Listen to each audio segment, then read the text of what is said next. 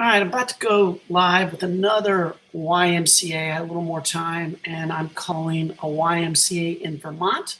I called one in North Carolina. They thought it was insane that males would be allowed in a women's locker room. Me, myself, I feel the same, but apparently some states like Connecticut and Pennsylvania and Massachusetts think it's perfectly fine that we just throw away biology and let males right in with females as they're changing and showering and all this stuff. So anyway, let's go live with the YMCA in Vermont. Thank you for calling the Greater Burlington YMCA, now at our new home located at 298 College Street, Burlington, Vermont. To speak to our member engagement team about joining the Y, our hours and schedules, press 1.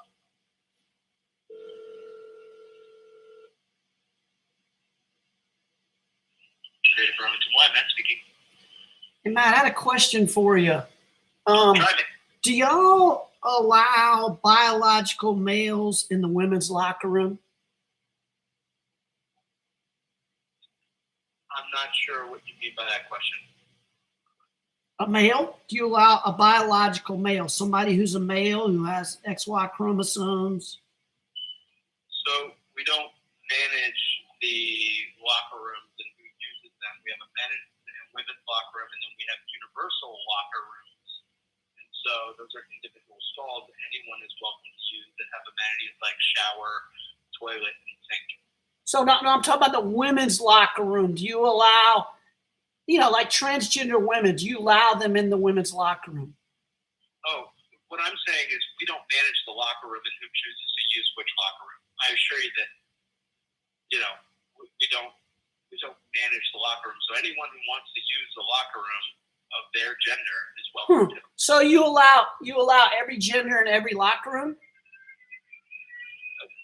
So if I go into the men's locker room and I bring my daughter to change, and she's 6 years old, yes, she comes in the locker room with me.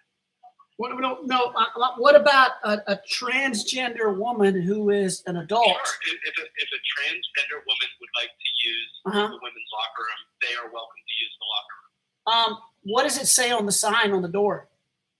It says women's locker room and men's locker room, and then we have a universal locker room. But did you just tell me it's more than women's? You just said every gender can use it. So why don't you have a sign that says all gender on every locker room?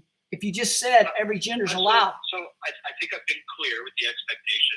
So I got to move on in the conversation. I'm not going to go around and. I'm trying to ask. The locker room is welcome to use the locker room. So what if a female has a problem? Oh, they hung up on me. They hung up on me. He doesn't want to talk. He didn't want to. Exactly. He hung up on me. Well, I tried. I was civil with the guy. I was trying to have a conversation with him about this, but clearly he has a controversial policy that he doesn't want the other members to know. You can hear from the conversation I just had with this guy. He doesn't. He just said they have a sign that says women's and men's, and yet he just said he allows every gender. Whatever you think your gender, you can just go in whatever locker room you want. So that's what's going on in this world. See, what the deal is, they don't want to put it on the door because they know their members will be outraged.